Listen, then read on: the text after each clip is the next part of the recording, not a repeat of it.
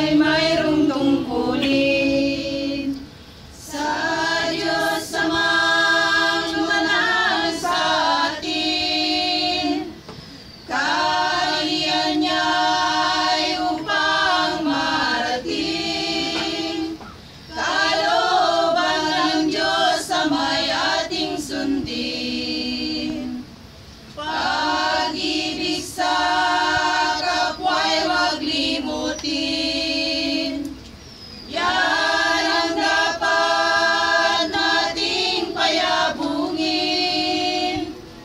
Ang pagsubok kung sa atin darating, tumawag ka sa Diyos, ika'y sasagutin.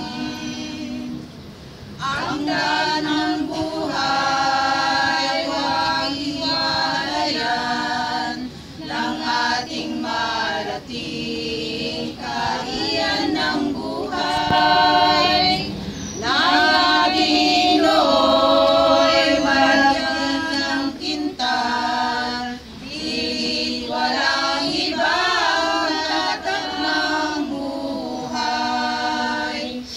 Ang salita ni Kristo'y pangaral sa mga tao sa sandaigdigan.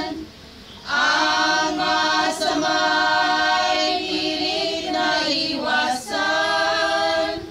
Huwag padala sa kita ng ating laman. Ang ilaw ng buhay, ang liwanag ng buhay, wag ay wag